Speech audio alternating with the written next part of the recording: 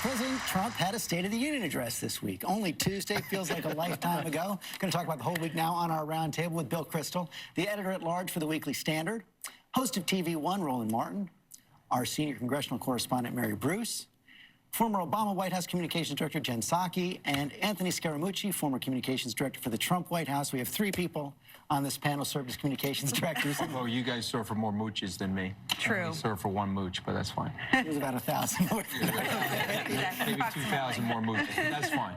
I want to start on Capitol Hill, Mary, because you know, made that joke about the State of the Union right there. The half-life incredibly short. Friday, everyone consumed by this memo. This was a partisan grenade that went off on Capitol Hill, and it really exposed the deep divisions between the two parties, and even within the Republican Party. The president, again, has put Republicans in a really tough spot. Speaker Ryan, you see, is trying to walk this fine line. On one hand, he supported the release of this memo in the name of transparency. He says legitimate concerns about oversight, but he said that this memo should not be used to undermine the Russia investigation, which puts him and several other Republicans squarely at odds with the president and a vocal group of Republicans on the Hill who now seem to be doing just that. Yeah, the president's keeping up this drumbeat, though.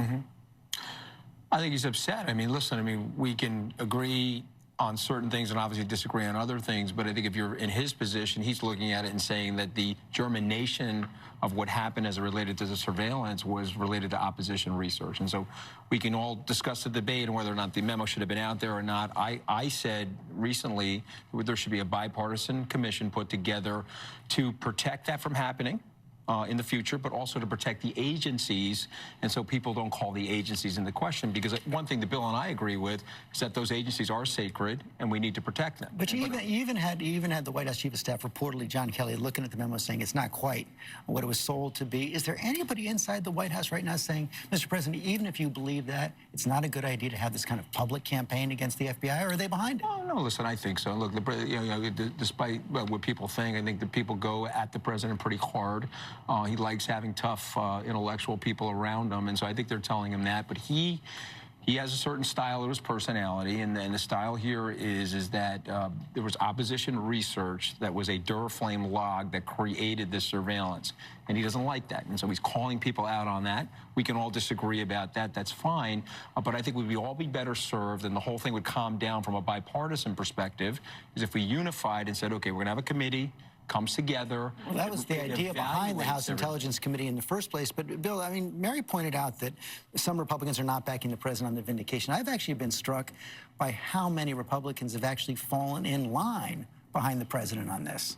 Yeah, and over the last 6 to 8 months. I mean, it's really remarkable. And if you had told me 6 to 8 months ago you'd have the House Republicans, pretty much the entire party there, attacking the FBI, signing on to this partisan memo, defending Trump sort of no matter what he says or does, that's a pretty astonishing victory for Donald Trump. I mean, I dislike it as a Republican. I dislike it very much.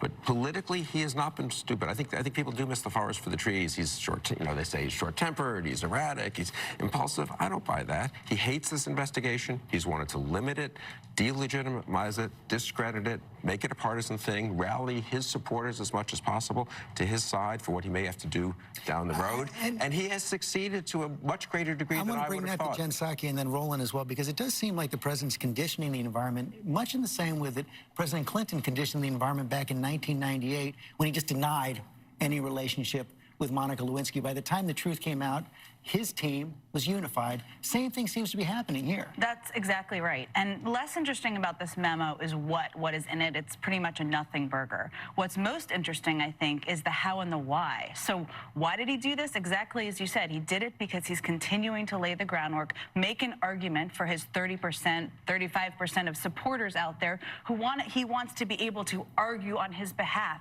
if Mueller goes after him, if there are more people indicted, if there's a obstruction of justice case made against him.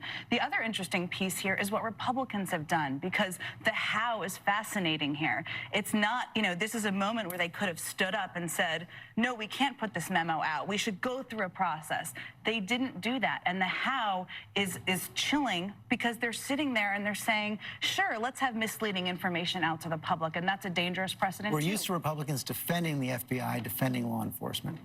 Yes, we're used to that. But again, there was a guy who once said that this president, he is the president of the Queens County Bully Association, and they're afraid to get attacked on Fox News. Anthony, we appreciate your honest words in 2015 about Donald Trump. It's amazing that those no, one second, but it's true. It's like a permanent tattoo on my forehead. They are afraid to be attacked. Here's what is grossly offensive about Donald Trump.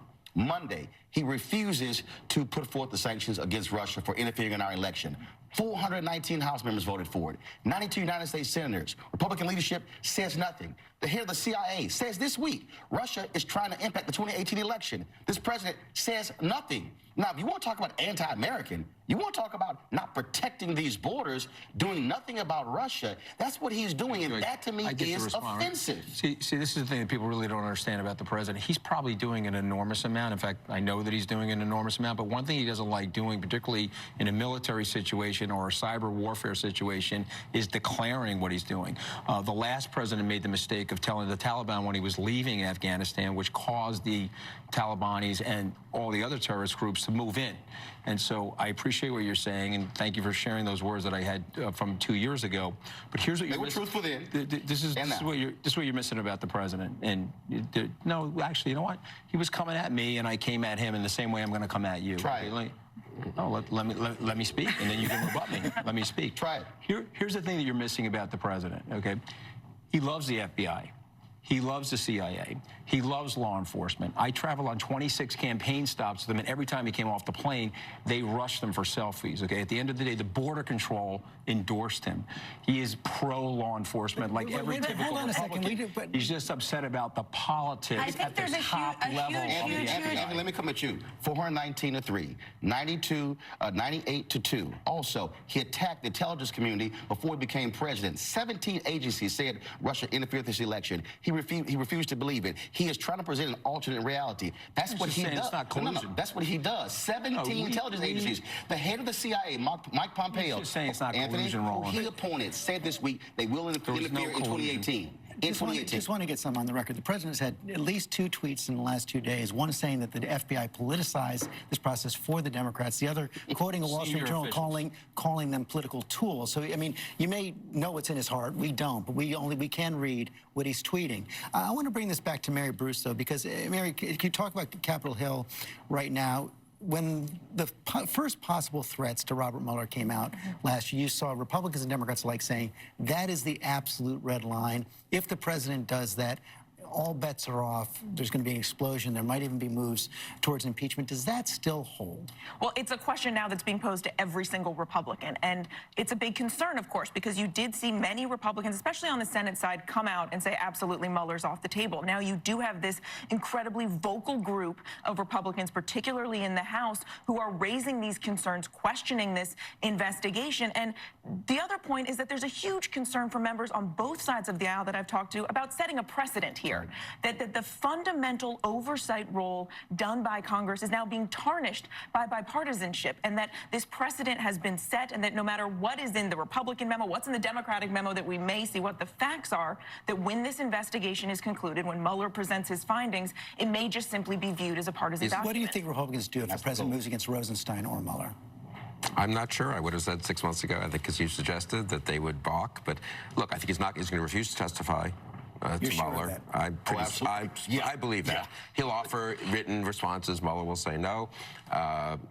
Presumably he'll just refuse to testify. Maybe if he's forced to, if he's compelled to with a grand jury subpoena, he'll take the 5th. I would have said 6 months ago, President of the United States taking the 5th before a grand jury, is that conceivable? He'll be totally defended by Republicans on the Hill. The 5th Amendment, it's a great part of our Constitution. The founders put it there for a reason. Many people have taken the 5th of it. It's a witch hunt. You're right to focus on these two tweets he sent since the memo came out are very striking.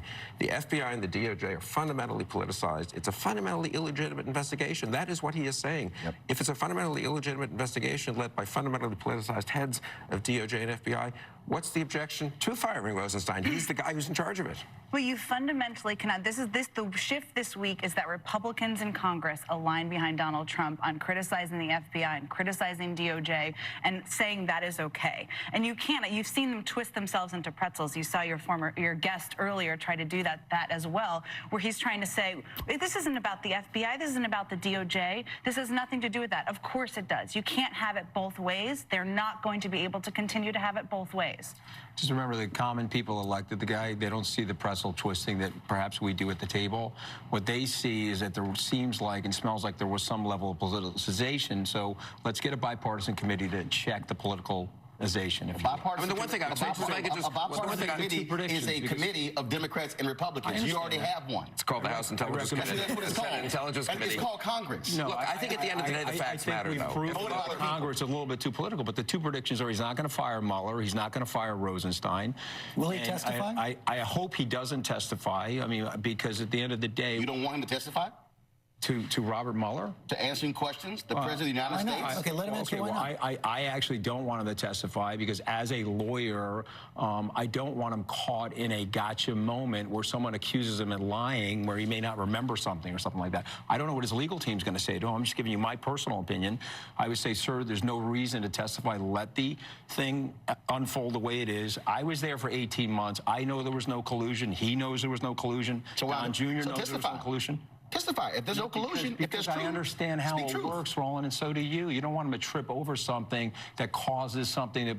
Look at what happened to the Clintons. They started with Whitewater and they moved into Monica Lewinsky 20 years ago. Okay? And who It's supports not, that? It's a bunch of it's not nonsense. going to matter. I It's mean, a bunch of nonsense. Go ahead, It's the Bill. politics of personal destruction. It needs to end on both sides. well, no, this is where I think it's not the politics of personal destruction. It's a serious investigation into Russia's interference in our campaign and whether there was collusion. There will be a report that will also deal with the obstruction issues.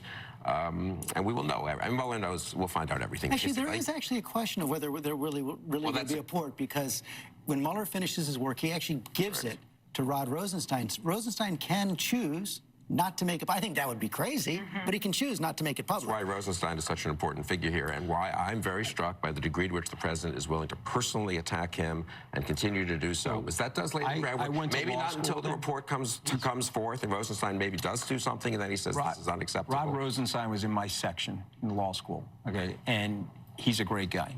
And I would tell the president, if I was in his presence, do not fire him, okay? He'll be fair and impartial. You may be upset about the politicization of what happened, but I don't think it came from him. And give him a chance to sort this thing out with the rest of the Department of Didn't they tell him the same thing about Comey? And what happened? Well, it's different. The exact same words were used. No, but hold on a second. I think it's different. I think he had a feeling about Comey, and this is what he's done in the Trump organization. This is what he's going to do as your president and my president. He's going to make judgments. Yours and mine. Hey, we're both Americans. But he fired We're both Comey. Americans. Comey. Don't bully me, brother. I'm going to nominate you for the Queens County Bully exact Association. same words. I'm from Don't bully Texas. me. Don't try it. It's the exact same words were used against Comey. He ended up firing him. That matters nothing when it comes to Rosenstein. I don't know James Comey, but I know Rod Rosenstein. He's a good guy. I hope the president doesn't fire him. I mean, he can pardon people. I just think people have underestimated consistently his determination. He thinks this thing is bad for him. I think the reason he thinks it's bad for him is fine. Where there's smoke, there's fire. And he is going to resist it, limit it, combat it, drag it out as much as possible with pardons, with firings, with refusals to testify, with an attempt to make sure his supporters on the Hill stick with him. If it comes to a Clinton situation, which it could, where there's an impeachment, but perhaps not a conviction, I think people have underestimated. He's not just sort of randomly reacting to things. Oh, no. He has a strategy here. Sustained. Before we go, a couple of other things that come My up God, this week. this is- And John, I'll bring this to you. We saw that remarkable It's moment. strange bad fellows here, George. We did, that's for sure. During the State of the Union, Republicans cheering Democrats on their hands, basically the entire speech. Was that a mistake for Democrats? No. I think Democrats look at it, and there were some who didn't attend. What didn't happen was nobody was shouting at the president. Nobody was screaming, "You lie," at the president. Democrats feel, as many people in the country do, a real dissatisfaction and anger and unhappiness, and they didn't feel like they could stand up and justify this divisive rhetoric about immigration, this language about trying to say I'm for African Americans or I'm not racist when we know the reality. And so they were thinking of their constituents. I don't think they've had a repercussion about it, and I don't think they will. 3 days from now, or maybe 4 days from now, another possible government shutdown? Yeah, 3 or 4 days away and still nowhere closer to a deal to protect Dreamers. Now, sources I've talked to say they think they're nearing a deal, a budget deal. So there is some optimism on that front, just to keep the government open. So it's likely you're looking at yet another short-term stopgap measure. Buy them a couple more weeks to try and work out immigration. But so far, more time doesn't exactly seem to be helping here. I mean, both parties agree something has to be done to protect Dreamers. No one wants some kind of question about deportation on their hands as they head into the midterm. midterms, but what do they do? And it just doesn't seem that they're nearing any kind of agreement. The president's put out his proposal, but $25 billion for a wall, that's a no-fly with Democrats, and even Republicans have serious concerns about the cuts he's proposed. And there's another big deadline on that coming up March 5th, which is when deportation can come. Great discussion. Thank you all very much.